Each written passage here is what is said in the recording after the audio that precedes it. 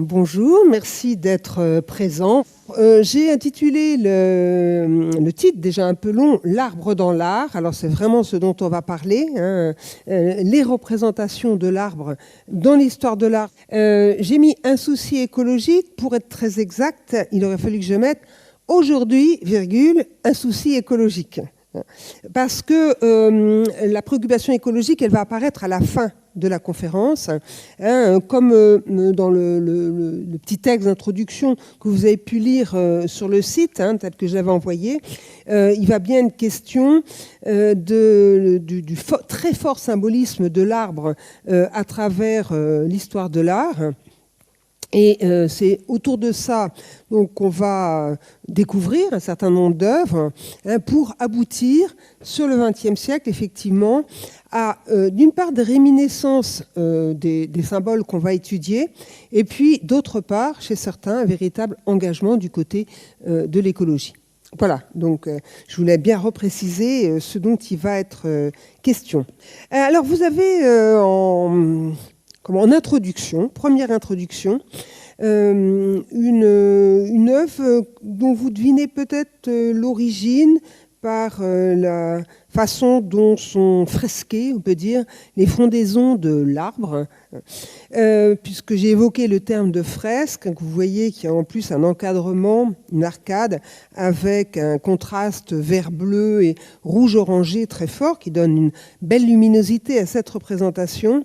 Donc, puisque j'ai évoqué fresque, une fresque mettant en scène un personnage nu, très musclé, peut vous faire penser à un héritage romain, et donc particulièrement celui que l'éruption du Vésuve nous a laissé. Alors, nous sommes donc plus précisément à Oplantys. Hein, vous savez qu'il y a autour d'Herculanum, autour de Naples, en compagnie, plusieurs sites. Et je vous recommande, d'ailleurs, si vous allez par là, d'aller à Herculanum et à Oplantys, qui est une grande villa où vous aurez peut-être un abord plus intime qu'à Pompéi. En fait, les œuvres de Pompéi, on les voit surtout à Naples. Voilà, c'est un petit détail. Donc ici, nous sommes bien à la villa d'Oplantys. Et le thème de ce magnifique art, que je trouvais très beau pour débuter cette conférence, c'est celui d'Hercule. Alors maintenant, on a une réponse, une identification de ce personnage très musclé, donc fort bien représenté d'ailleurs, hein. Devant un arbre, c'est Hercule au jardin des Hespérides. Alors vous allez voir pourquoi il m'a semblé intéressant de commencer par ça, puisqu'après on va glisser, vous en doutez peut-être, du côté du paradis, mais du paradis chrétien, hein, que les Hespérides, dans la mythologie gréco-latine, c'est une espèce de paradis, c'est une espèce de verger fabuleux. Alors, on insiste beaucoup sur la notion donc de verger, puisque au cours de ces 12 travaux, Hercule va être obligé d'aller chercher les pommes d'or du jardin des Hespérides.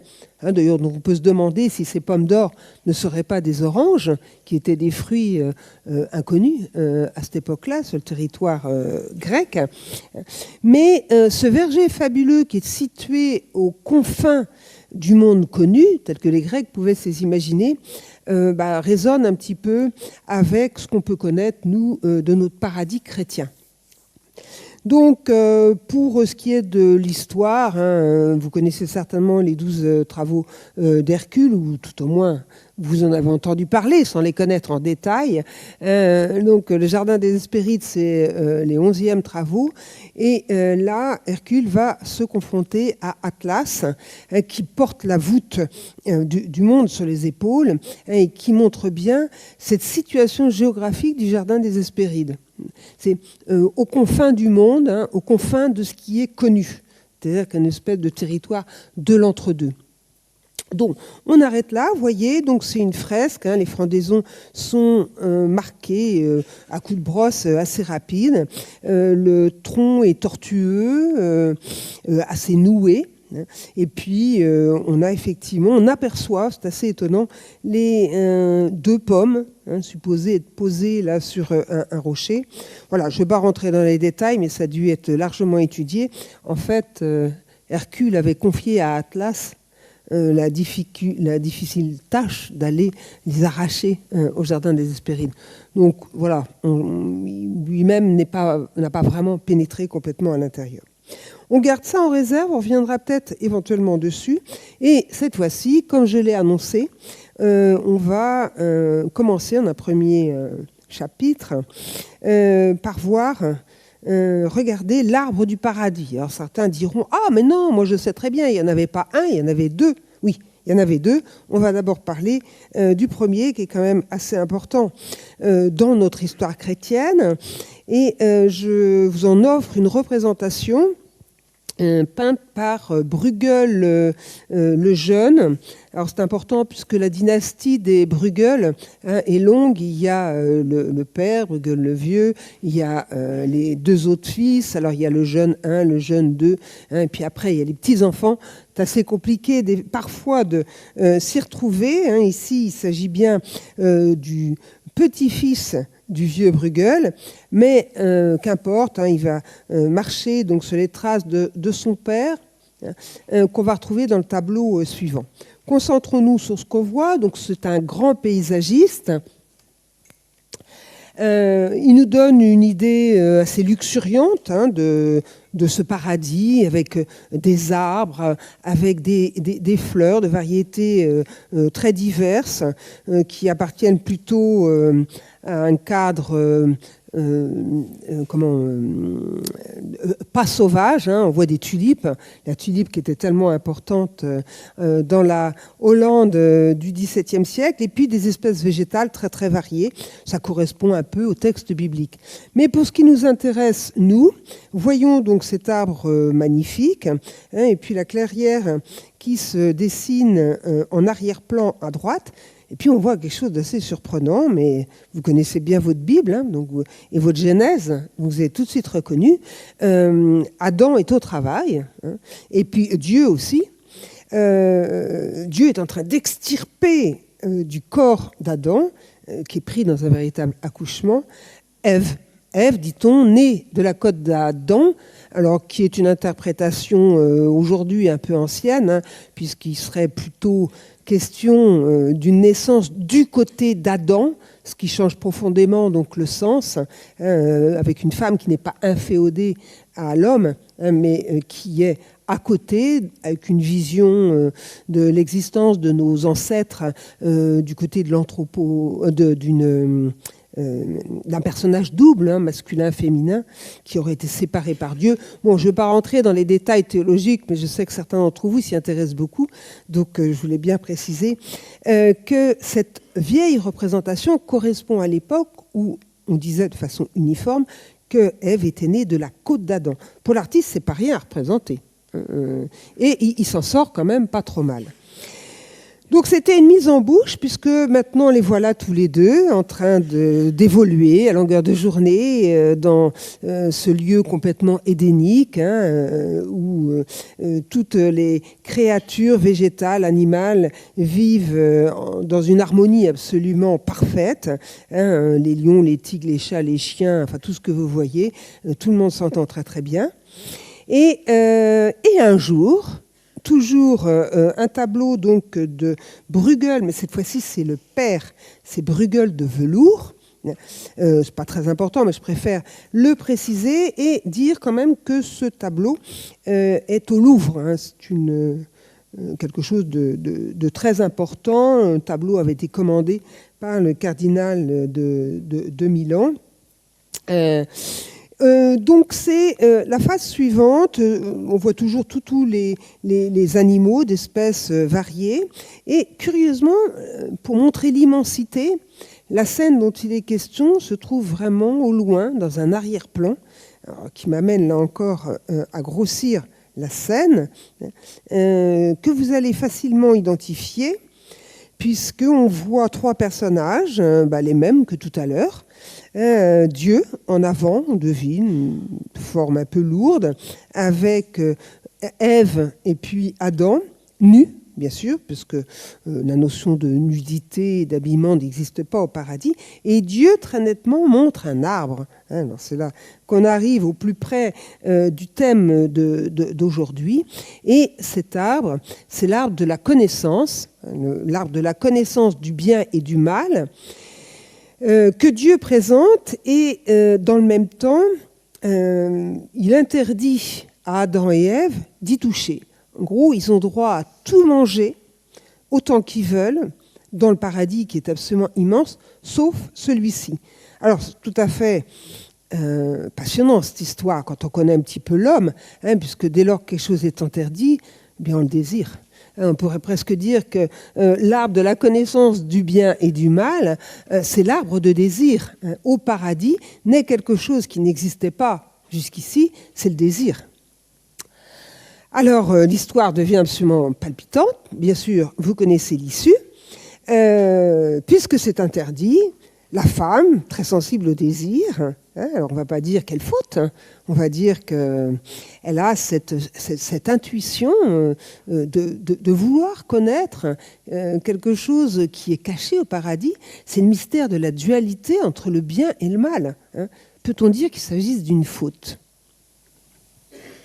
Grand point d'interrogation, mais c'est certain, Ève lève le bras, prend la pomme, sous l'œil tout à fait complice d'Adam. Elle a déjà tiré une pomme, elle la donne à Adam, et elle est déjà en train d'en prendre une autre. Visiblement, ce fruit est absolument délicieux. Vous avez peut-être vu un changement entre les deux représentations. La précédente et celle d'avant, on est obligé de grossir pour voir les personnages. Cette fois-ci, ils sont vraiment au premier plan. Alors, il y a eu une petite astuce, c'est que Bruegel de Velours était très ami et travaillait avec le grand Rubens. Et en fait, Rubens, dans son immense atelier, pratiquait volontiers la division des tâches. Il y avait les paysagistes qui faisaient les paysages, et puis il y avait les artistes comme lui qui étaient très habiles à représenter donc les personnages en chair et en os. Et en fait, c'est un tableau qui est double, qui est signé à la fois de Bruegel de Velours et à la fois de Rubens. Et c'est pour ça, en fait, que les personnages sont au premier plan. Une des raisons pour lesquelles, là, ils sont au fond, c'est que Bruegel de Velours, maniant assez rarement la représentation des personnages, était probablement beaucoup moins habile, donc c'était mieux de les mettre à l'arrière-fond, comme ça, silhouettés de loin. Alors que là, avec Rubens, on a la splendeur des corps nus des deux protagonistes. Donc voilà pour notre arbre de la connaissance, notre arbre du désir, j'aime bien l'appeler comme ça. Ici, tout à fait marqué par les fruits. On a l'impression que ce sont plutôt ici des pommes, et puis des perroquets qui sont juchés à l'intérieur. Et bien évidemment, au plus près de cette pomme qui est en train d'être cueillie, l'enroulement donc du serpent, on a même l'impression que c'est le bec du serpent qui tend la pomme à Ève. Et la suite, c'est la chute, c'est l'expulsion, la chute. La suite, c'est l'expulsion du paradis terrestre. On a l'impression que c'est une chute, parce que sommes-nous aux confins du monde ou dans l'univers céleste, mais il y a une espèce de verticalité qui se dessine dans notre imaginaire qui fait qu'on emploie le terme de chute. Ils quittent le paradis et sont soumis à plein de choses tout à fait péjoratives. Ils vont être obligés de travailler pour survivre, ils vont connaître la mort. Le serpent va être lui aussi puni, condamné à ramper. La femme accouchera dans la douleur. Enfin, toutes ces choses assez terribles qu'on connaît très bien, c'est notre quotidien. Alors, je vous montre d'autres représentations d'Adam et Ève. Alors, je retourne un peu en arrière. Et du coup, c'est assez intéressant parce que je vous ai dit tout à l'heure que je reviendrai sur le jardin des Hespérides. Il s'agit encore de fresques romaines, mais autant celles-ci étaient réalisées au 1er siècle après Jésus-Christ, donc autour de Naples, autant celle-ci réalisée au IIIe siècle après Jésus-Christ, dans les catacombes romains, les catacombes chrétiens. Donc au IIIe siècle, exactement, donc le catacombe Saint-Pierre et Marcellin. C'est-à-dire qu'on a l'évolution en 3 siècles, une représentation, enfin 2 représentations assez proches, même technique, hein, la fresque, mais contexte tout à fait différent, ici païen, hein, ici chrétien. Et vous voyez qu'il y a déjà une perte dans la technique, dans l'exécution. Hein, vous voyez que les corps sont très sommaires avec Adam et Ève, alors que notre Hercule, il était extrêmement musclé, très bien dessiné, etc. Mais ça me semblait amusant de passer par là. Donc ils sont chassés et immédiatement, ils savent qu'ils sont nus. Hein, ils cachent leur sexe. Donc ils ont comme arraché les frondaisons aux arbres pour se faire.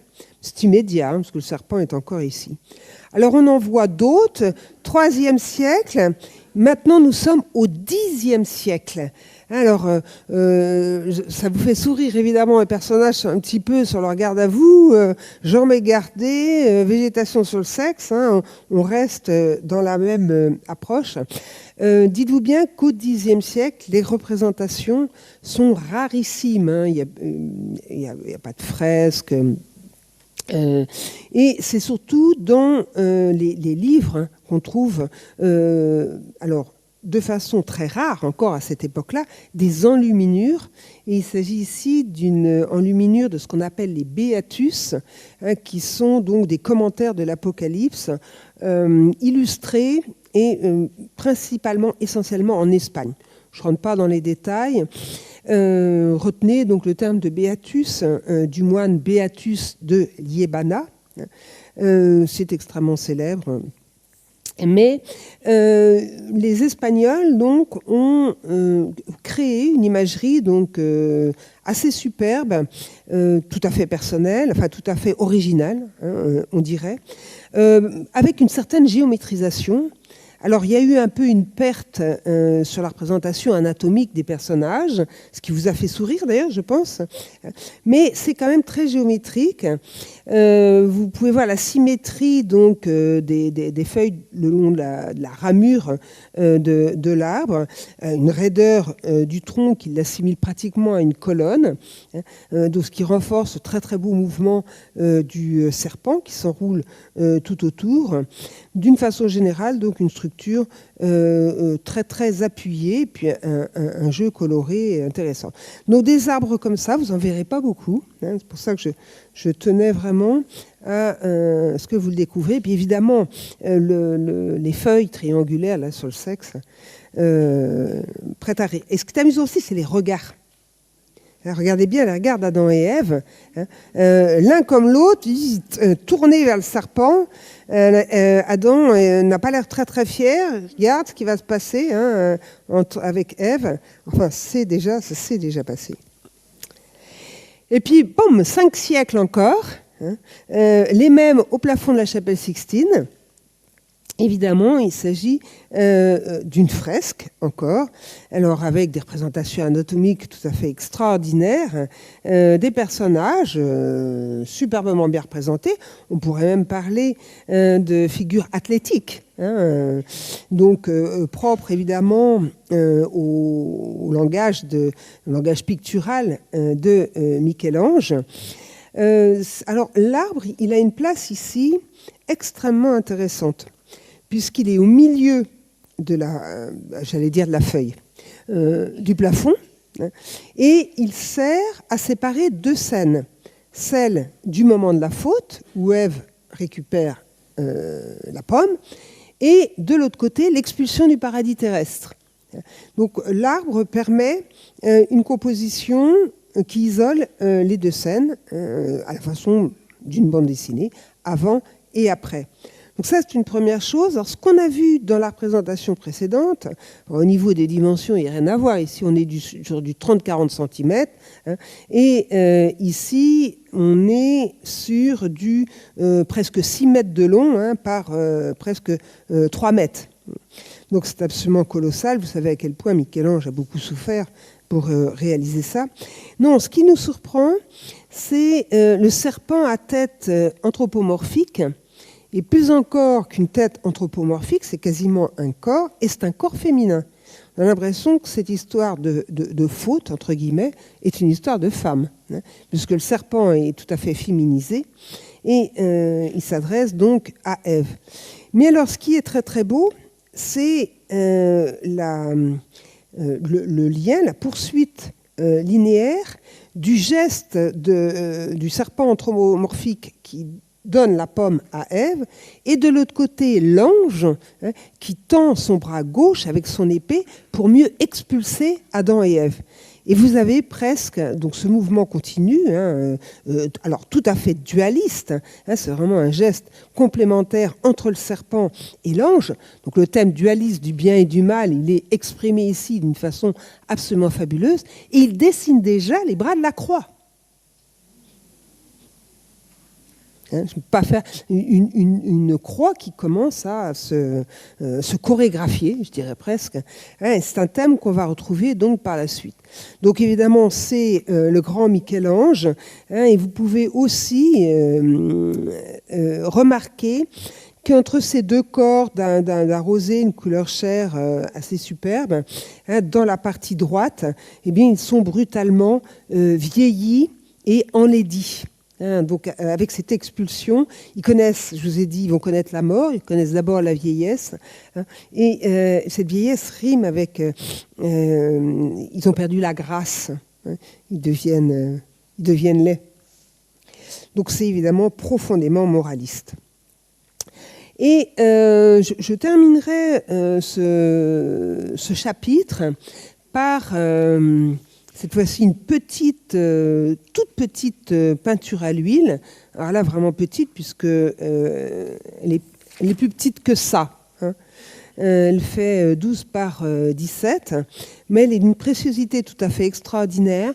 Elle est quasi contemporaine de Michel-Ange, puisque elle est réalisée par Petrus Christus, qui est un grand peintre flamand de Bruges. Petrus Christus. De temps en temps, je peux vous montrer les cartels. Voilà, c'est réalisé un demi-siècle avant Michel-Ange, mais enfin, on est quand même assez proche. Hein, donc, voilà cette Vierge et son enfant enfermés dans une mandorle de ramures de bois qui a perdu toutes ses feuilles et qui l'entoure comme dans une mandorle. Puisqu'on a souvent ces représentations de la Vierge donc dans une mandorle. Alors vous avez eu le temps, je pense, de lire le titre, hein, La Vierge à l'arbre sec. Alors c'est le moins qu'on puisse dire, il n'y a pas une seule feuille. Il est artificialisé avec ces espèces de... alors on approche de Noël, hein, de petites choses brillantes en or qui sont suspendues et dont vous demandez sans doute à quoi ça ressemble. On peut réussir à le lire en chiffres gothiques. Ce sont des A. Ce sont des A, les A de Ave Maria, qui commence la parole de l'ange Gabriel qui vient visiter la Vierge au moment de l'Annonciation. Ave Maria, pleine de grâce, je vous le dis après en français, etc. La Vierge... hop, surprise quand même, qui annonce justement la naissance du Christ. Et donc vous le savez, la Vierge est appelée souvent la nouvelle Ève. Elle est celle qui va sauver l'humanité du péché originel, celui dont on vient de longuement parler. Et du coup, il va y avoir un glissement entre la nouvelle Ève et le renversement, le terme m'échappe, en Ave. Ave, Ève. Ève, la nouvelle Ève devient Ave. C'est-à-dire que c'est l'image du rachat, donc de la faute originelle. Et la Vierge ici est littéralement greffée sur l'arbre mort, sur l'arbre sec, hein, qui était le symbole de la faute originelle. donc dessèchement total. Pendant que les ramures de l'arbre sec se rejoignent en mandorle, il y a en plus le dessin de la crucifixion.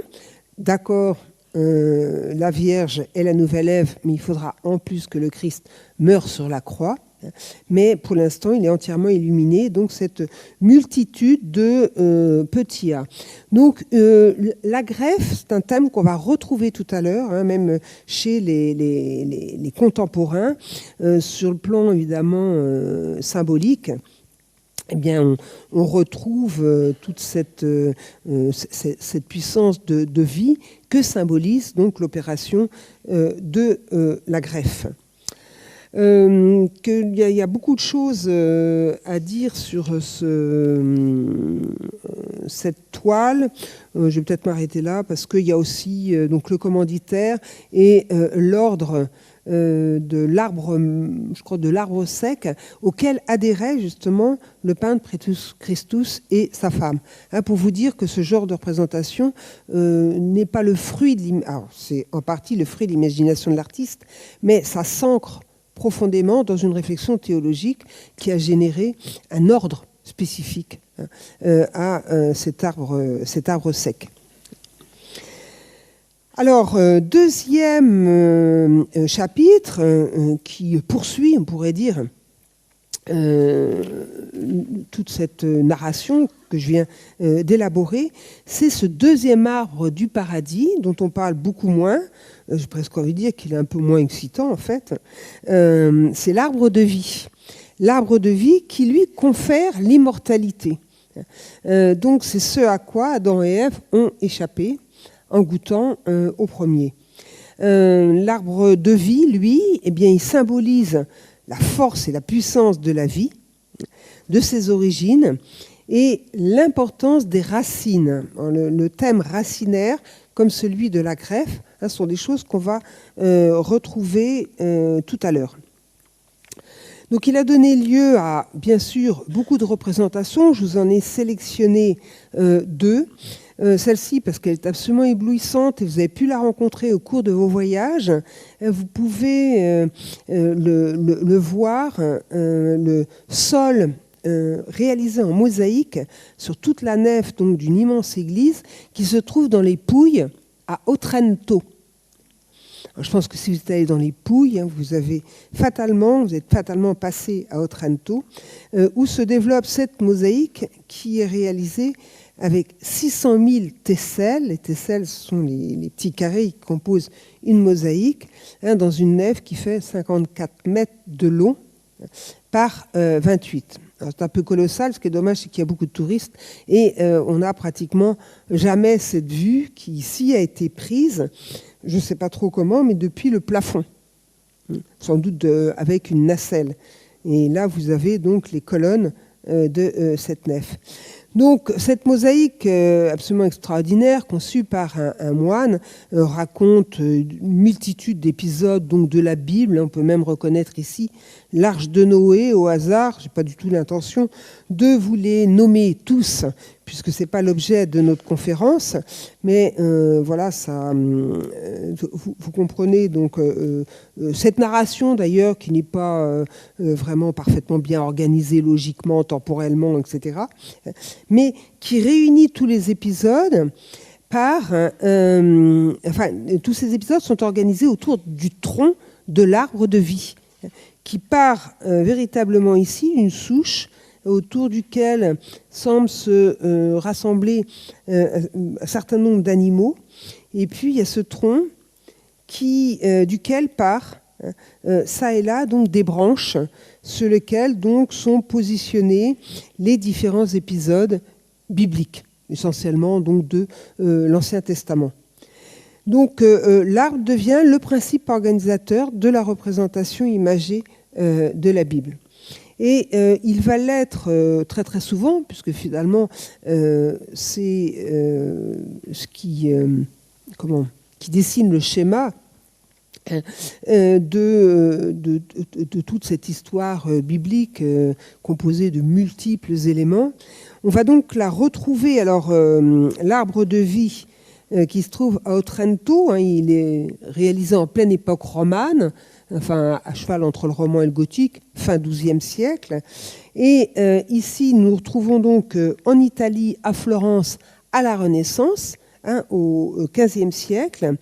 L'arbre de vie qu'on appelle également l'arbre de la croix. Et du coup, on voit qu'il y a une espèce d'amalgame, de fusion du thème de l'arbre de vie qui donne l'immortalité et la croix sur laquelle le Christ va être crucifié, qui permet aussi la vie éternelle, puisque c'est le cycle qui s'accomplit totalement, qui mène vers la fin des temps, vers la possible résurrection. Donc, Taddeo Gaddi, je vous mets son nom, dans le grand réfectoire de Santa Croce, à Florence, qui se trouve aujourd'hui dans ce qu'on appelle le musée de l'œuvre de Santa Croce. C'est même milieu du XIVe siècle. C'est vraiment la pré-Renaissance, qui nous donne donc cette représentation, devrais-je dire enchantée, c'est un petit peu difficile parce que la représentation du Christ en croix, j'aime le rappeler, c'est quand même toujours quelque chose de tragique, ça fait mal, ça saigne et tout, etc. Mais l'assimilation de la croix au tronc, avec tous ces phylactères de paroles saintes qui semblent jaillir ou pousser de cette double représentation d'un tronc et de la croix, dessine autant donc de ramures dont les petits personnages aux extrémités, qui sont les évangélistes et autres, enfin à mon avis essentiellement des évangélistes ou des prophètes, puisque vous voyez tout à chacun est en train d'écrire donc un phylactère, met en valeur évidemment la puissance du Verbe de Dieu, mais de cette religion du Verbe qui est la nôtre, mais qui donne quelque chose de jaillissant, à l'image donc de l'arbre de vie. Et puis, toujours dans cette veine, vous avez l'arbre de Jessé. Alors, l'arbre de Jessé, c'est ce qui est illustré donc par une parole du livre d'Isaïe que je vous lis. J'ai un peu décontextualisé. Mais...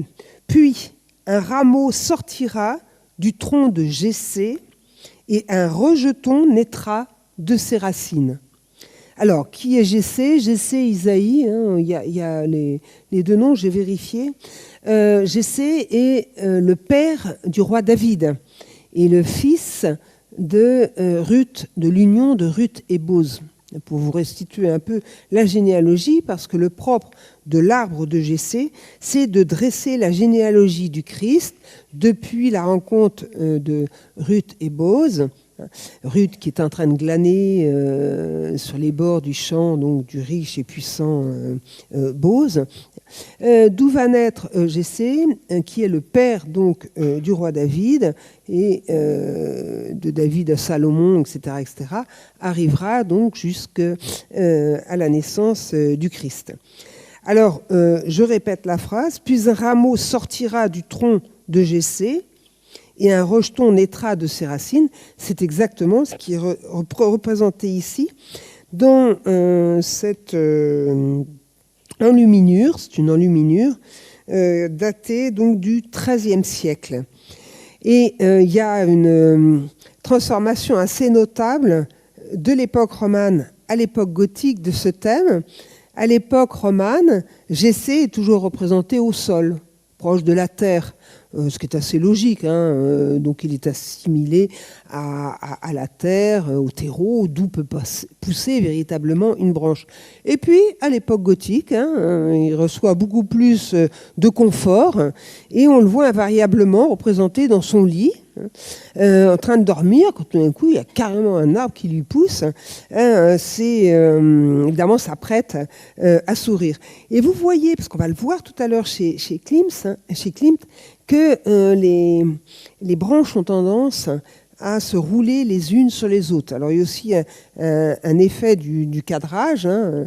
Effectivement, les branches ne peuvent pas continuer à droite et à gauche au-delà de la feuille, hein, mais ça donne quelque chose d'assez beau. Et quelque chose qui nous rappelle la naissance de Ève, hein, à partir de la côte d'Adam qu'on a vue tout à l'heure. Là, on le voit bien en détail. Donc, toujours à l'époque romane, et quelque chose d'assez somptueux, un bas-relief que vous pouvez voir à l'église de Chaumont, en Haute-Marne. Dans l'église, dans la basilique Saint-Jean-Baptiste de Chaumont, un haut-relief en pierre très grand, hein, puisqu'il fait 4,50 m de hauteur, donc qui représente l'arbre de Jessé. On a toujours donc Jessé sur une chaise cathèdre, assis, endormi. On pourrait presque penser qu'il s'agit aussi un peu du songe.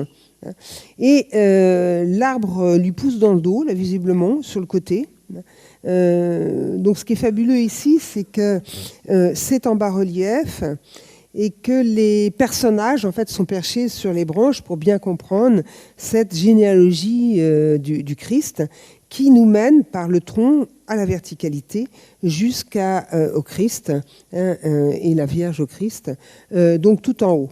Alors, difficile de citer toutes les personnes de cette généalogie, je vous renvoie à vos Bibles, hein, mais on y reconnaît au moins le roi David qui est ici, avec sa harpe, hein, donc il est le premier rejeton, et surtout ce qui est tout à fait étonnant, des fois que la harpe ne suffirait pas à l'identifier, vous avez l'épée dans la partie basse qui a littéralement trucidé Goliath, hein, et c'est la tête de Goliath qui se trouve au pied de David, qui est le sine qua non pour permettre justement le développement de cette généalogie. Et donc tout à chacun, en costume gothique, est assis ça et là sur les branches, devisant, échangeant, se générant, je ne sais pas si on peut dire ça, pour arriver donc à la naissance du Christ.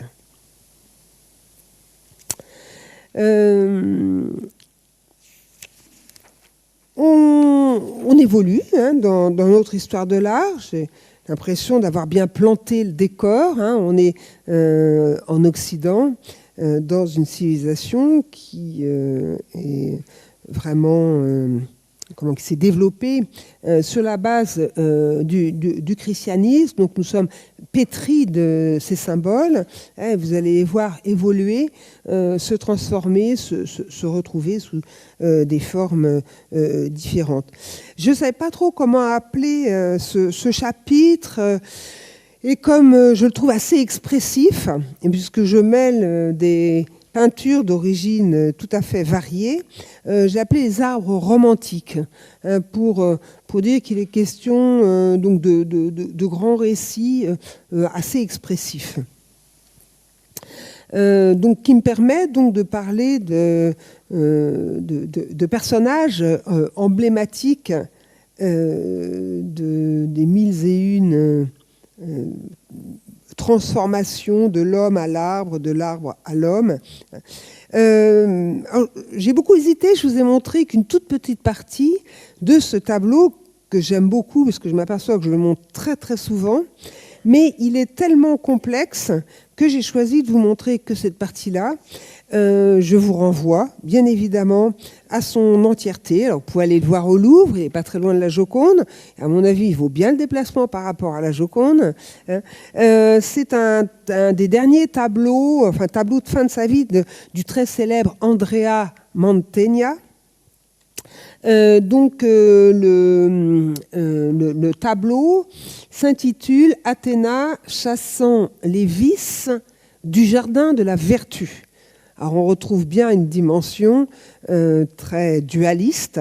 Hein. Athéna, déesse grecque, déesse guerrière, chassant les vices du jardin de la vertu. Et donc, cette extrémité gauche du tableau. Je vous laisse la surprise et le plaisir de le découvrir dans son entièreté, hein, Google, aucun problème, et puis dans tous vos livres, que vous avez certainement sur la Renaissance. Dans l'extrémité gauche, vous avez bien donc, le début d'un jardin arboré, où ce sont des buis qui dessinent donc, des arcades à la façon des jardins de la Renaissance. Et ce jardin de vertu a été envahi par des espèces d'éros lubriques. On en voit un là ici qui vole et qui ont précipité dans les marais du premier plan des créatures déformées, absolument infâmes, qui, les unes après les autres, sans bras, grotesques, simiesques, etc., représentent les vices. Et on les reconnaît très très bien parce que chacun a un petit phylactère, comme ce que vous voyez ici, pour le nommer. Donc c'est une véritable catastrophe, ce pourquoi Athéna arrive avec sa lance pour remettre de l'ordre dans cette histoire, chasser donc les vices. Ce qui est étonnant dans ce tableau de la fin du XVe siècle, c'est qu'il montre bien le syncrétisme qui s'est opéré entre la redécouverte des motifs de la Renaissance, de l'histoire gréco-latine avec les dieux, les déesses de l'Antiquité, dont Athéna, et puis la religion chrétienne, puisqu'il est question de vice et de vertu, donc toujours cette dualité du bien et du mal dont je ne cesse de parler depuis le début. Donc vous avez un joyeux syncrétisme qui est intéressant, et donc tout à fait désespéré par cette situation de l'intrusion des vices dans le jardin de la vertu, eh bien vous avez une créature alors vraiment surréaliste. Je pense que vous la regardez depuis que je suis en train de vous donner des explications. Elle est très très belle, puisqu'elle est entourée à la façon d'un serpent. Encore par ce phylactère sur lequel est écrit en 3 langues, autant que je m'en souvienne, en grec ancien, en écriture hébraïque et puis en latin, autant que je m'en souvienne. Donc c'est un tableau très savant, mais à l'époque, nos grands artistes étaient très érudits. Et ce personnage mi-arbre, mi-femme, eh bien, est une représentation de Daphné. Daphné, qui fait partie donc des grands récits des Métamorphoses d'Ovide. Daphné, qui allégorise ici la chasteté, donc une des vertus, à l'époque de la Renaissance. La chasteté, puisque Daphné était poursuivie par Apollon, d'ailleurs au passage de frère jumeau de Athéna, Apollon qui voulait s'en saisir, et quand on dit dans le langage gréco-latin qu'un homme se saisit d'une femme, il la viole. C'est la façon euphémisante de parler du viol. Et donc Daphné a fait appel à son père, qui était je ne sais plus quelle divinité, et qui a préféré être transformé, c'est dans les Métamorphoses d'Ovide, métamorphosé en arbre pour rester chaste et éviter le viol de Apollon. Donc voilà, ce personnage qui, ici, avec ses bras en arbre, dit « Oh là là, quelle horreur, quelle horreur !» C'est une représentation absolument sublime. Alors, on en a énormément dans toute l'histoire de l'art, et celle qui est probablement la plus célèbre, la plus connue, c'est celle que vous avez eu l'occasion d'admirer à Rome, à la Villa Borghese, où vous allez admirer les superbes sculptures du sculpteur baroque Le Bernin, Lorenzo Bernini. Rome, donc Galerie Borghese au début du XVIIe siècle, qui représente, alors je vous ai montré là aussi qu'un seul détail, parce que je voulais que vous puissiez voir superbement cette magie de la sculpture du Bernin qui réussit à saisir, alors là véritablement, le moment magique où l'être de chair se transforme en végétal. Et donc, c'est le personnage de Daphné, grandeur nature, à peu près, je crois que j'exagère parce que j'ai mis les dimensions, je ne les ai pas mises, mais il est sur un socle, hein, pour tous ceux qui l'ont vu, on a l'impression d'un groupe très grand. Et derrière, elle est poursuivie par Apollon. Apollon qui, désespéré, la voit comme ça se transformer en végétal. C'est un thème absolument sublime et magnifique, qui va être repris sans arrêt en sculpture, en peinture. Je ne pouvais pas tous vous les montrer, mais je vous ai montré cette toile revue à l'occasion de la grande célébration l'année dernière du mouvement surréaliste, hein, puisque on fêtait les 100 ans de la naissance du surréalisme par André Breton. Il y avait des expositions partout en Europe. Et il s'agit ici d'une peinture d'une artiste femme. Hein. Les expositions mettaient beaucoup l'accent sur les artistes femmes surréalistes. C'est la Suisse Meret Oppenheim. Donc une femme qui était très très bien mise en valeur l'année dernière, notamment à Beaubourg. Femme surréaliste qui, alors là je dirais un geste pratiquement féministe. Effectivement, c'est la femme qui, dès le début du XXe siècle, s'identifie à Daphné et cette espèce de puissance de vie qui l'a fait devenir végétale. Voilà, alors on peut interpréter de mille façons cet autre personnage qui est ici, hein, mais la femme est en rose, hein, avec ses seins, et là les bras, sa tête a complètement disparu, donc sur la transformation ramure, et les pieds deviennent des racines. Hein. Vraiment une très très belle représentation. Donc voilà, cette puissante expressivité, du coup, je l'ai mis en rapport avec ce maître du romantisme allemand, qui est Caspar Friedrich, qui, à l'image de tous les artistes qui se sont définis dans le mouvement romantique, hein, alors beaucoup en Allemagne, beaucoup en Angleterre, un peu en France, hein, de façon plus modérée, où il y a eu un retournement des romantiques par rapport à la nature, qui ont réfuté le propos de l'époque classique où, en deux mots, l'homme se montrait maître de la nature. Et avec le romantisme, qui est quand même un mouvement qui se développe juste après la Révolution, l'artiste, complètement à l'inverse, est rempli de cette idée que c'est la nature qui domine l'homme. La nature qui est plus forte que l'homme.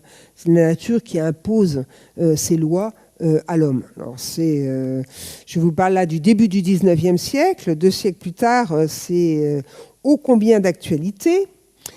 Et la nature, du coup, pour un peintre, peindre la nature, et ici cet arbre, devient révélatrice d'un sentiment intérieur. Friedrich, à travers cet arbre dont on ne voit encore que la ramure, hein, qui a perdu donc toutes ses frondaisons, semble se montrer tourmenté, ballotté par les tempêtes, par le vent, hein, avec une tempête intérieure, on peut dire réellement, qui, pour lui, à travers sa peinture, est un moyen de révélation et un moyen profondément donc d'expression. Donc on est au début du XIXe siècle, il n'y a pas un personnage sur cette toile, hein. Ça aussi c'est un renversement extrêmement important. Là où on mettait toujours Dieu, le roi, etc. au centre du tableau, hein, eh bien c'est un arbre qui a pris la place, hein, c'est la nature toute puissante. Et puis avec un intérêt très fort aux branches cassées, aux arbres morts qui sont à droite et à gauche, hein, et puis l'aridité du lieu sur fond d'un ciel parcouru donc par des traînées de nuages. Donc c'est très graphique, on va le retrouver tout à l'heure, curieusement avec Mondrian. mais laissons passer le temps. Et puis, donc ce petit chapitre très expressif que j'ai appelé romantique, je l'achève sur l'ultime œuvre de Van Gogh, Vincent Van Gogh, qui nous a vraiment été révélé lors de l'exposition qui lui a été consacrée l'année dernière ou l'année d'avant, je ne sais plus maintenant, au musée d'Orsay. C'est la peinture qu'il a fait le matin du jour où il s'est suicidé. Donc c'est vraiment le testament absolu qu'on pourrait traduire... alors, qui montre son regard complètement accroché à le nouage, si je peux dire, donc des racines d'un arbre. Donc juste avant l'exposition, je pense que ça s'est passé pendant le Covid, il y a le conservateur, je crois en chef, je crois que c'est lui, du musée Van Gogh à Amsterdam, hein, qui a réussi à identifier à Auvers-sur-Oise cette espèce de... comment ? Oui, voilà, le talus, comme on en voit parfois, qui révèle justement cette intériorité de l'arbre qu'on n'aperçoit pas. Et je n'ai pas amené la photo ici. Hein, donc voilà, pour notre imaginaire, pour cette réflexion qui est infinie par rapport au suicide de l'artiste, on pourrait presque traduire cette peinture par cette phrase très courte, attaquer à la racine. Hein, il se sentait, et il l'a dit à d'autres moments dans son courrier adressé à son frère, hein, qu'il sentait qu'il y avait en lui quelque chose qui avait déjà été attaqué à la racine, hein, c'est-à-dire un mal profond. Hein, un mal d'être dont il nous a donné donc une dernière représentation. Alors, il n'y a évidemment aucune perspective, hein, on est là à la fin ultime, le nouage donc, de ces racines emplit tout l'espace en une vision quasi abstraite, hein, d'ailleurs, et elle est évidemment profondément l'expression d'un désarroi intérieur. Alors on a beaucoup parlé de religion. Et évidemment, après la Révolution, les choses se transforment beaucoup, tout au moins pour les peintres, puisque c'est l'objet de ma conférence. Et on va voir ressurgir cette sacralité attachée à l'art, hein, dont on a pu voir donc, maintenant une multitude d'occurrences, s'énoncer de la part des artistes de façon différente.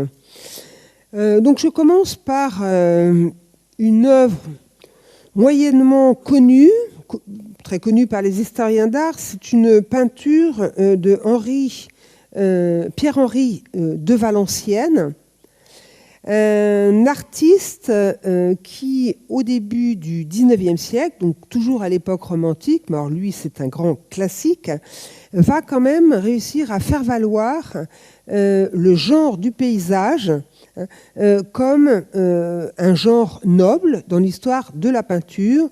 Alors, pour peu évidemment que le paysage soit prétexte, hein, à des représentations humaines, donc plus ou moins mythologiques la plupart du temps. Mais alors, reprenant l'histoire du paysage, je dirais là où Nicolas Poussin l'avait laissé au XVIIe siècle, hein, les personnages sont représentés en tout petit, alors que le paysage peut se déployer à l'intérieur donc d'une surface assez énorme, hein, puisque là, vous l'avez vu, le tableau est grand, il fait 1,65 m de large. Mais ce n'est pas un paysage impressionniste. Hein, vous le voyez bien, c'est un paysage composé. Vous trouverez toujours donc un jeu de nuages dans le ciel, une montagne en arrière-plan, voire l'émanation de fumerolles qui peut être celle d'un volcan ou bien d'une nuée. Et puis, en plan plus rapproché, des typologies d'arbres différentes, hein, une espèce de chêne, des cyprès, un arbre plus ou moins mort, foudroyé, toujours ce petit côté un peu romantique, des branches à terre, et puis une ronde de femmes, alors qui sont habillées avec des drapés antiques. Donc on peut supposer qu'il s'agit de créatures attachées à la nature, des nymphes, ce qu'on appelle le monde gréco-romain, donc des nymphes, très probablement. À moins que ce soit donc des jeunes femmes déguisées en nymphes. Le titre de l'œuvre, vous l'avez peut-être vu, c'est « Danse autour de l'arbre de mai ». Et alors, c'est pour ça que j'ai appelé mon chapitre « Sacralisation profane ».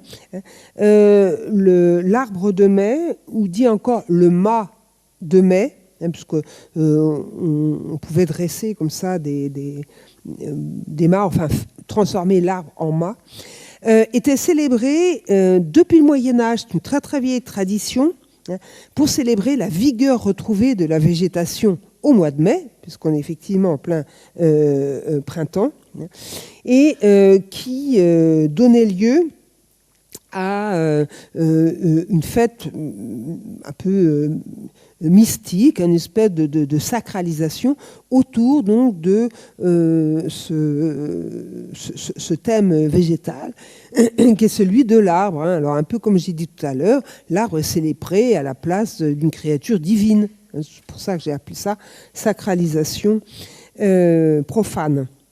Et justement, il y a une époque au XVIIe siècle où ce côté par trop profane, par trop populaire, va être interdit, à l'époque baroque. Et peut-être progressivement à cette époque-là, je ne vais pas rentrer dans les détails, je ne connais pas très bien, mais remplacé progressivement par le sapin de Noël. Alors, je voulais vous en parler puisque, effectivement, le sapin de Noël, alors aujourd'hui, c'est la fête de la consommation, c'est un autre problème, on est au XXIe siècle, mais à l'origine, c'était une façon donc de célébrer le creux de l'hiver et puis ce passage vers la renaissance de la nature après la naissance du Christ, enfin, etc. Alors ce tableau de Valenciennes me permet de vous introduire parmi les nabis. Les nabis, c'est un groupe d'artistes de la fin du XIXe siècle, cette fois-ci, dont les noms célèbres sont Bonnard, Vuillard, Maurice Denis et tant d'autres. Et c'est un courant assez spiritualiste. Alors on l'appelle le courant symboliste, on retrouve la notion donc de symbole évoquée largement tout à l'heure. Ce tableau de Maurice Denis s'appelle les Muses ou le bois sacré, donc le titre déjà fait référence à une sacralité. Donc les Muses, alors j'ai parlé de nymphes, alors, ce sont des jeunes femmes habillées en costume contemporain, dont sa femme, je crois qu'elle est ici, Marthe, qui va inspirer la plupart donc, de ces tableaux. Mais on voit ces créatures un peu fantomatiques derrière qui passent entre les arbres et qui sont complètement associées à l'inspiration de l'artiste qui est marqué par cet arbre pilier à la verticalité extrêmement marquée, qui montre bien ce passage d'un monde matériel, terrestre, vers l'aspiration à un monde spirituel. Donc la verticalité des troncs, sur laquelle j'ai déjà amené votre attention précédemment, la verticalité progressive de ces femmes tisse ce thème très très cher à Maurice Denis, qui par ailleurs était extrêmement chrétien. Mais il n'emploie pas, il ne développe pas un répertoire ici où on reconnaîtrait donc des personnalités du monde chrétien. Autre tableau de Maurice Denis, la procession sous les arbres, donc toujours cette même notation de bois sacré, ou de façon presque abstraite, se multiplie la répétition et la verticalité de ces troncs qui sont coupés par le bord du tableau. Le bois sacré devient vraiment le théâtre d'une révélation et d'une communication mystérieuse entre ces personnages roses, dont un ici est très très ailé, Communication mystérieuse de ces personnages avec la nature. Donc c'est vraiment l'image de ces êtres inspirants, de ces créatures. Je trouve que c'est presque un thème animiste, au sens vraiment de la nature animée, frémissante, de divinité, pas forcément identifiée, mais qui donne cette spiritualité à la forêt. Ce thème, toujours avec Maurice Denis, on le retrouve ici avec une étrange lutte de Jacob contre l'ange. Alors là, le thème est vraiment chrétien. Bon, je pense que vous connaissez, c'est un thème qui a été magnifiquement développé par Gauguin à Pont-Aven quelques années plus tôt, mais à l'issue de ce combat, de ce rêve, où Jacob doit lutter intérieurement avec les dualités, là encore les contradictions qu'il déchire. Donc je vous renvoie à l'histoire de Jacob. Donc trouve la paix au petit matin. On a l'impression qu'il a transcendé ce combat, puisque on voit une danse entre les deux créatures bleues plus qu'un combat. Et puis vous avez cet arrière-plan des troncs qui s'élèvent toujours vers le ciel et la partie haute des arbres qui reçoivent et qui captent toute la lumière du matin et qui rougeoient complètement sur ce fond céleste jaune-vert. Donc il y a une manifestation aussi beaucoup par la couleur. Et si on allait plus loin, on pourrait voir que dans ce muret de pierre, on a quelque chose d'un peu serpentin. Donc voilà, un ultime exemple ici d'un autre Nabi, un peu moins connu, très très bon artiste, Georges Lacombe, qui était également sculpteur, qui dans Un ami de Sérusier, dans la même veine, représente cette forêt au sol rouge. Alors il faut savoir que les Nabis ont beaucoup joué sur la matérialité symbolique des couleurs, le rouge associé à la terre, et puis le jaune et jaune-vert, davantage au monde céleste. Et je termine cette partie, ce petit chapitre sur les formes de sacralité plutôt profanes, par un contre-exemple total, pour là revenir davantage à une notion d'histoire de l'art à la fin du XIXe siècle. J'aurais pu vous montrer de nombreux arbres des impressionnistes, notamment les fameux peupliers de Monet. Je me contente de vous les nommer. Mais j'ai voulu être tout à fait parallèle au mouvement des Nabis, c'est-à-dire vraiment les années 1890, la dernière décennie du 19e siècle. Et les deux courants qui s'opposent à cette époque-là, ce sont donc les Nabis, tels que je viens de vous les montrer, mouvement assez mystique, on va dire, qui utilisent le symbole des couleurs, des formes pour s'exprimer.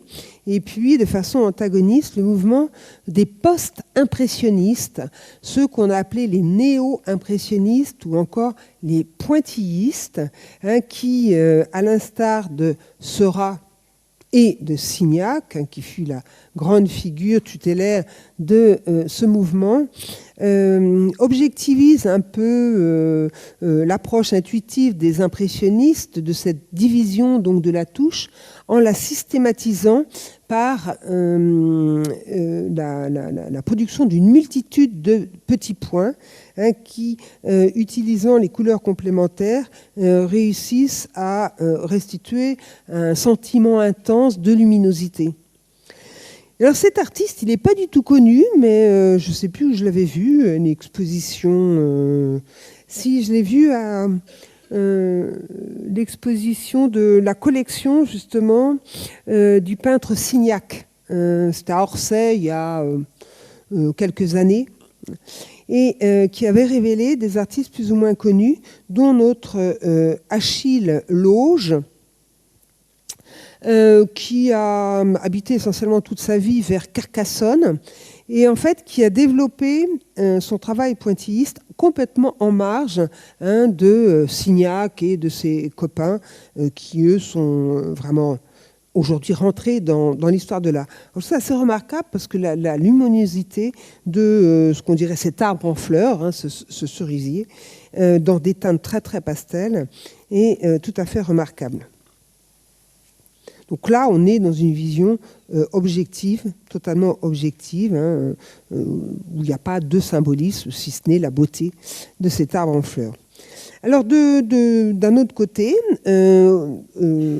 au début du XXe siècle, eh bien, on va voir de nombreuses réminiscences modernes des symboles développés précédemment. Et celui qui est peut-être le plus étonnant, le plus marquant, extrêmement célèbre, hein, là vous vous dites, ah, cette fois-ci on voit de quoi ça parle, c'est cette mosaïque réalisée par Klimt à la villa Stockley. La villa Stockley, c'est oui, si je ne me trompe pas, tiens, d'un seul coup j'ai un doute, une magnifique villa à Bruxelles dont le propriétaire était amoureux de l'art de Klimt et lui a commandé cette immense mosaïque pour pouvoir illustrer le parement du mur de sa salle à manger. Oui, je n'ai pas les dimensions, mais c'est très très grand. Hein. Ça fait donc plusieurs mètres.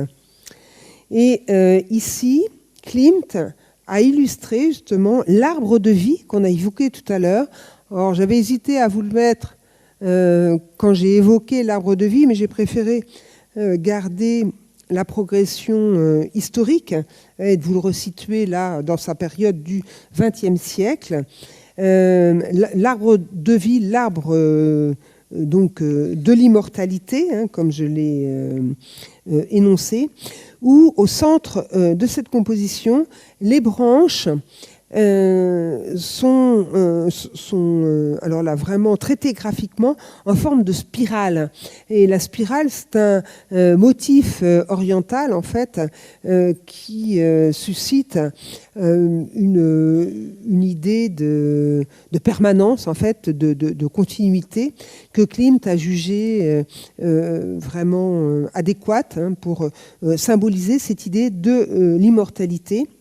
Et donc, comme d'un côté, on a à droite, de façon très très synthétique, très géométrisée, la façon de Klimt, la représentation donc d'une danseuse, la danse hein, étant censée symboliser une forme d'éternité qui répond au motif donc, de la spirale, et de l'autre côté, la fusion d'un homme et d'une femme qui symbolise bien évidemment l'amour, eh bien on est autorisé hein, à avoir ces deux composantes de part et d'autre de l'arbre de vie que sont d'une part la danse, d'autre part l'amour, hein, comme une possibilité de transcender la dualité qui était apparue avec l'arbre de la connaissance.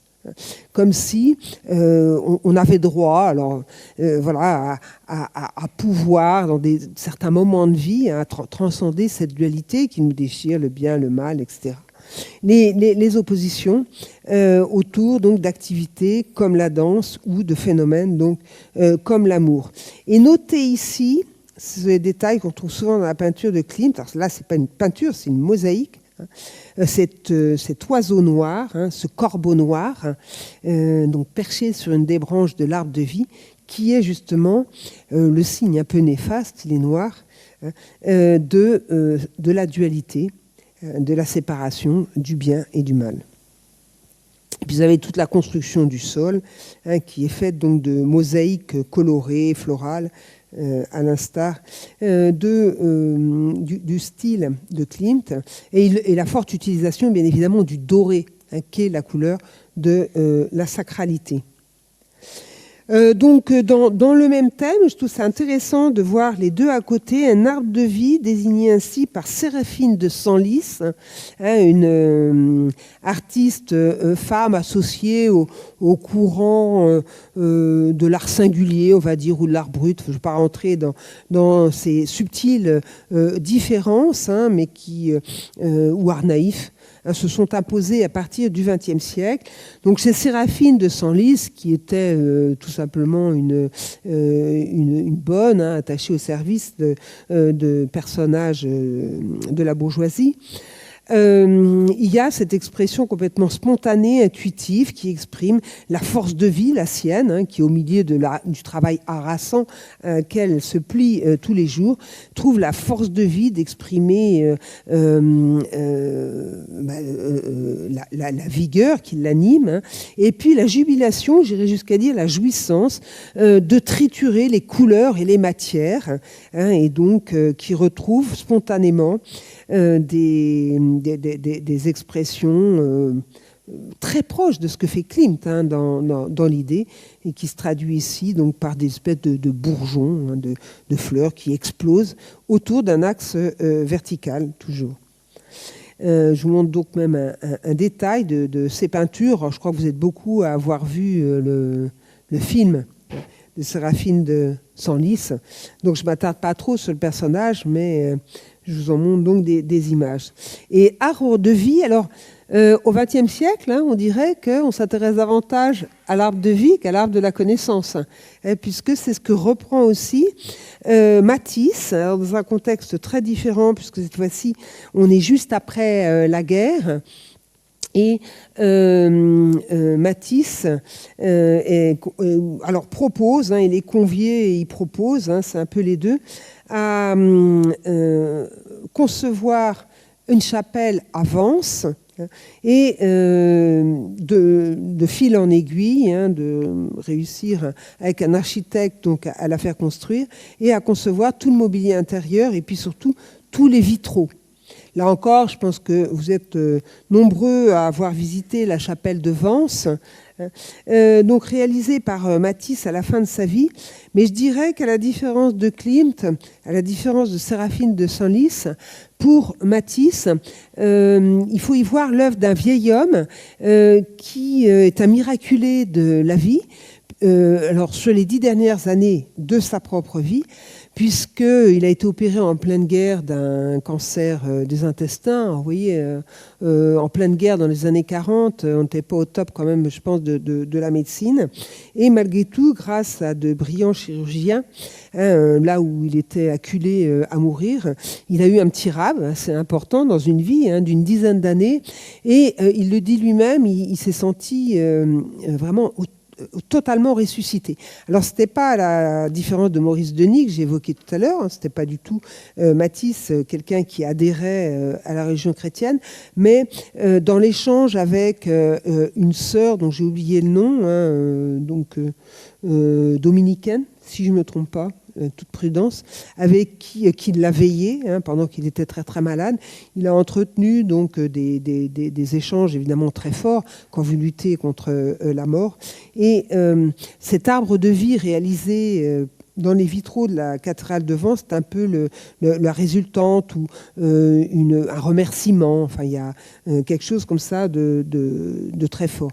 Alors, luminosité absolue des couleurs, motif plus ou moins abstrait, mais évocation du végétal, puisqu'on ne voit pas ici, surtout, c'est la façon dont ça joue avec la lumière à longueur de temps. Alors, dans un autre contexte, on arrive vraiment au très contemporain, un magnifique artiste africain du Cameroun, très très très célèbre, Pascal Martin Taillou, qui aujourd'hui vit entre le Cameroun, la France, enfin voilà, une carrière tout à fait internationale, qui avait fait, moi j'ai vu ça dans une galerie du Marais à Paris, il y a quelques années, un arbre de vie, c'était le titre de cette réalisation, qu'on peut affilier cette fois-ci, puisqu'on déborde vers une autre culture. Et Pascal Martin Taillou est vraiment entre deux cultures, puisque les Africains qui ont des carrières internationales ne peut pas vraiment dire qu'ils sont complètement africains, mais ils sont africains, mais ils sont aussi avec cette coloration internationale, ce qui fait qu'il y a beaucoup de syncrétisme aussi dans son œuvre. Mais on y retrouve l'évocation de l'arbre à palabre, qui, chez les Africains, est le lieu traditionnel du rassemblement où s'expriment tous les débats sociaux, qui réunit donc une communauté. Et ce qui est très beau, alors je vous montre l'ensemble de l'exposition parce que c'était absolument saisissant. Il jouait déjà avec la singularité donc, du plafond, qui était une verrière un peu à la Beaubourg, avec des tuyaux. Et donc c'est dans son installation, il a complètement pris en compte donc, cette réalité. Voilà, il y a sur les côtés, vous voyez des branches sculptées là, qui sont assez menaçantes, assez agressives, mais en même temps qui évoquent le crayon de couleur. Donc tout est duel, là encore. Et puis ils entourent littéralement cet arbre de vie, dit-il, auquel sont accrochés. Et ça, c'est très beau, ça fait partie de son vocabulaire, des masques. Alors là encore, arrière-fond, évocation donc, du masque africain. Vous savez que malheureusement, on a trop associé les artistes africains aux seuls sculpteurs de masques, et il les a réalisés en cristal. Donc, vous avez cet arbre très animiste qui est complètement habité par ces créatures traditionnelles, mais qui, pour Pascal Martin Taillou, comme il dit, je suis comme les Occidentaux. Pour moi, c'est vieux. C'est pas quelque chose que je vis aujourd'hui dans mon quotidien, mais ils animent, au sens animiste, véritablement, donc cet arbre sec, lui aussi, comme on l'a vu plusieurs fois. Et ça, c'est une autre prouesse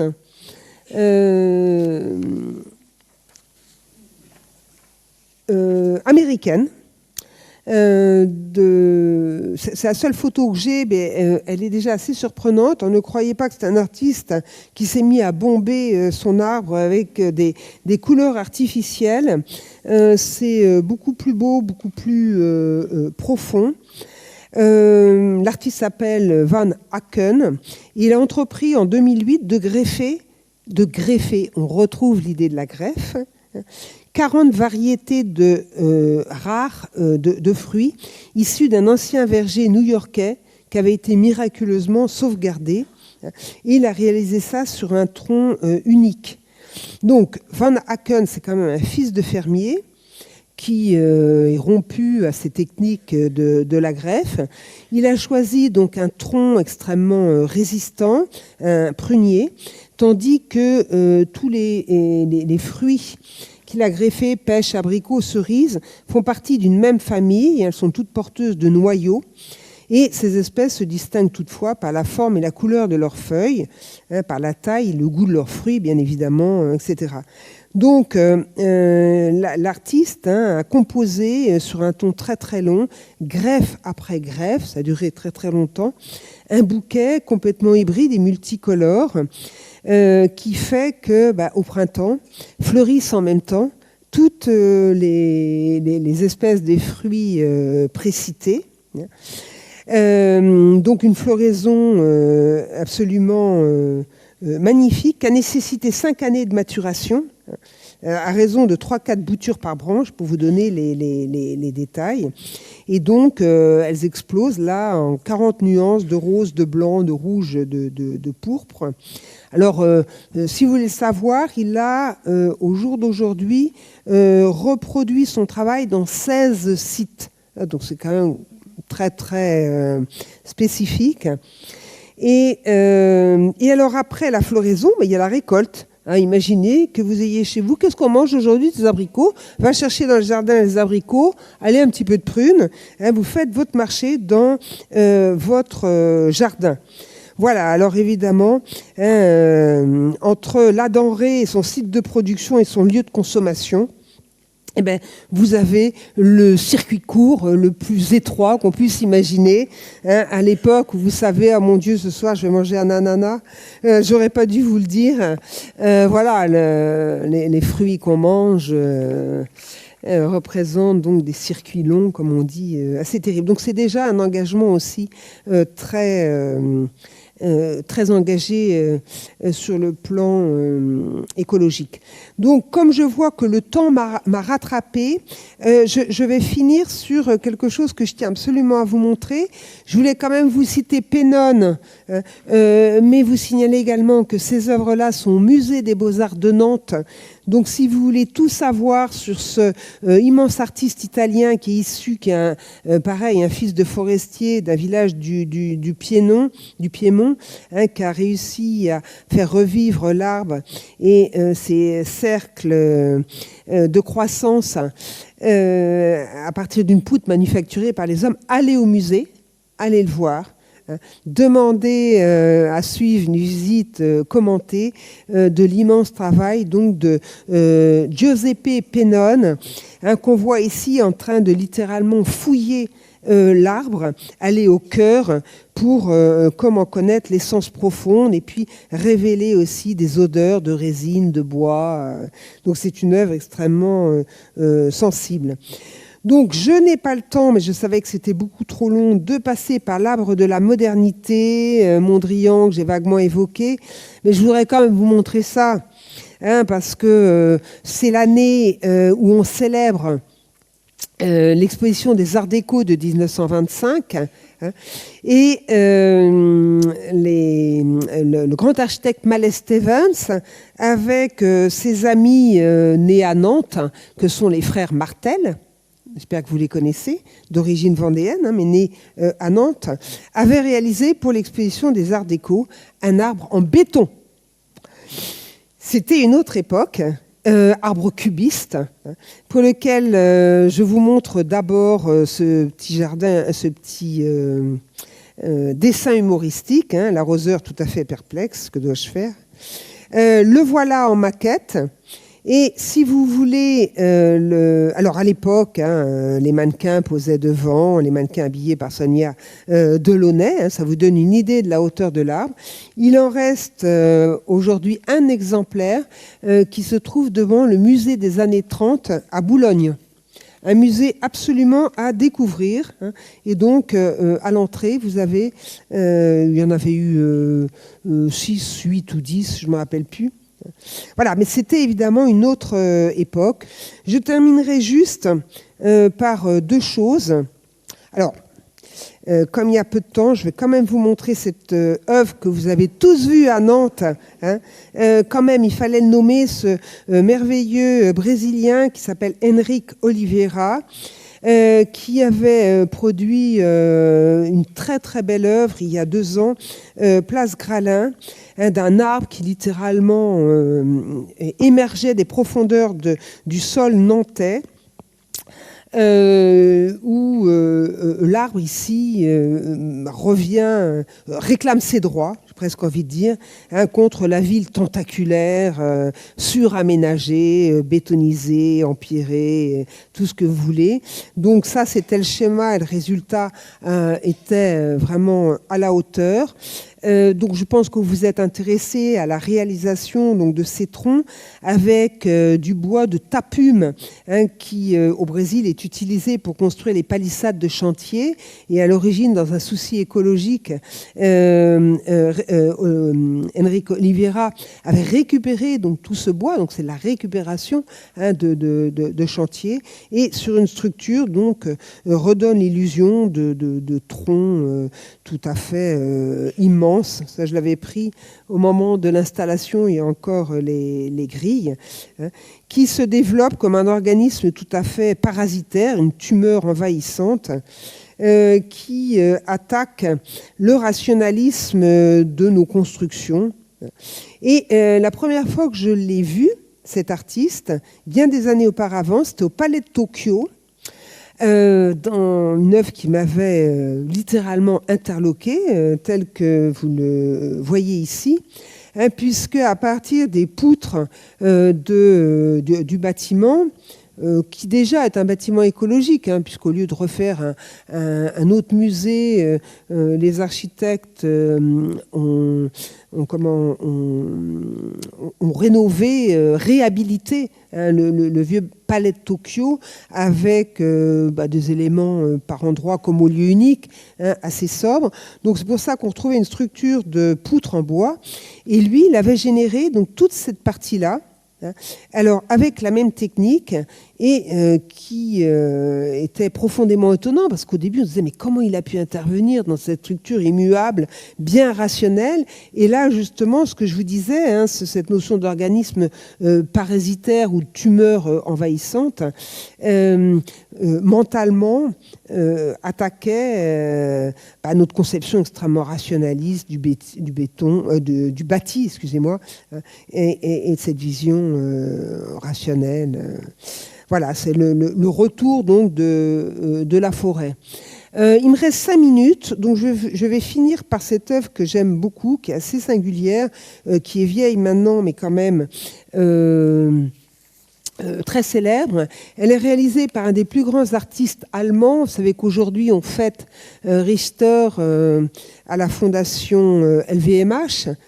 La France a toujours un peu de mal avec les grands artistes allemands, donc c'est bien qu'on ait des expositions en France pour les rappeler. Donc il y a Richter, et puis il y a eu Joseph Beuys, qui est mort maintenant depuis un moment, qui a été un artiste immense dans les années 60, 70, 80. C'est la décennie pendant laquelle il meurt. Et nous sommes ici à Kassel, qui est au cœur de l'Allemagne, et qui était une ville qui évidemment a été complètement détruite à l'issue de la Deuxième Guerre mondiale, et entièrement reconstruite, notamment ce grand bâtiment qui s'appelle le Friedrichsanium. Là, on est dans les années 80, il est refait. Et donc, Joseph Beuys, immense artiste, est invité à produire une œuvre pendant cette grande manifestation qui s'appelle la Documenta et qui a lieu tous les 5 ans. Vous ne le savez peut-être pas, mais la Documenta, c'est l'événement d'art contemporain le plus célèbre au monde. Voilà, tous les 5 ans en Allemagne. Voilà, je vous le dis, si vous êtes intéressé. Bref, cette année-là, en 82, Joseph Beuys fait déposer 7000 blocs de basalte devant la reconstruction du bâtiment historique, emblématique, etc. Alors, évidemment, c'était tout ce qui est de plus surprenant. Et en fait, il partait pour une grande œuvre écologique qui devait durer dans le temps. Alors ça, c'est déjà très important contre le culte de la performance. Aujourd'hui, il faut que tout soit fait tout de suite, rapidement et tout. Concevoir une œuvre d'art qui allait se déployer sur 5 ans et peut-être plus. En fait, elle a duré 5 ans. C'est-à-dire que le jour du vernissage, le voici, Joseph Beuys, toujours avec son chapeau de feutre, il a planté lui-même un chêne. Alors le chêne est on n'a pas parlé d'arbre spécifique, c'est un arbre qui est un signe de vie, de force, de création, de longévité, puisqu'il peut vivre jusqu'à 800 ans. Il a planté un chêne, vous le voyez donc à l'action, et devant ce chêne, il a levé littéralement un des blocs de basalte parmi les 7000 qui traînaient sur la place publique et représentait, symbolisait complètement le chaos, le chaos de minéral par rapport à la croissance de l'arbre. Alors ici, c'est pris 1 an après, je crois, la croissance du chêne, l'inertie contre la croissance. Et à chaque fois qu'il plantait un chêne, alors je vais développer ça, il levait un bloc de basalte. Et il a dit, eh bien, l'œuvre sera terminée quand tous les blocs de basalte seront levés, c'est-à-dire que dans la ville de Kassel, il y aura la plantation de 7000 chênes. Et que tous les amateurs collectionneurs et tout peuvent participer à cette opération pour une œuvre collective où vous serez 7000 collectionneurs possesseur d'un titre de propriété d'un chêne de la ville de Cassel. Vous donnez une somme qui était, je crois qu'à l'époque c'était 500 marks, je ne sais pas, je vais dire c'est équivalent de 1000 euros peut-être, quelque chose quand même de tout à fait raisonnable par rapport au prix de l'art contemporain. Et il suffisait donc de donner de l'argent, d'avoir son chèque, de planter un arbre quelque part dans Cassel et de mettre fin au chaos symbolisé donc par toutes les pierres de basalte complètement inertes. Alors vous imaginez qu'au moment où il a amené ces 7000 blocs de basalte, il a fait hurler tous les habitants du centre-ville de Cassel parce que c'était un parking. Les gens ne pleuraient pas parce qu'il y avait le chaos de basalte, mais ils ne pouvaient pas garer leur voiture. Donc, vous voyez les réminiscences très écologiques et puis le faible coût de l'œuvre d'art, le côté communautaire, etc. Donc, c'est comme ça qu'aujourd'hui, Cassel est une ville extrêmement boisée. Comme disait Joseph Beuys, au lieu d'aménager les villes, boisons-les. Ça, c'est une phrase qui a une résonance aujourd'hui incroyable, puisque si vous êtes sensible à tout ça, l'idée d'aménagement des villes est quand même du trop grand aménagement, etc. remis en question. Mais la singularité à Cassel, c'est quand vous voyez un chêne, vous avez un bloc de basalte à côté. Et maintenant, la place du Friedrichianium, elle est complètement dégagée. Et ce qui est très beau, j'ai pas d'image, mais c'est qu'en fait, Beuys est mort 4 ans après. Et c'est son fils qui, à l'inauguration de la documenta suivante, 5 ans après, a planté le dernier chêne et a posé le dernier bloc de basalte. Voilà. Donc c'est une belle histoire. Il faut savoir que Joseph Beuys est une des personnalités, un des artistes qui est à l'origine du mouvement des Verts en Allemagne. Et je terminerai là-dessus. Je vous remercie.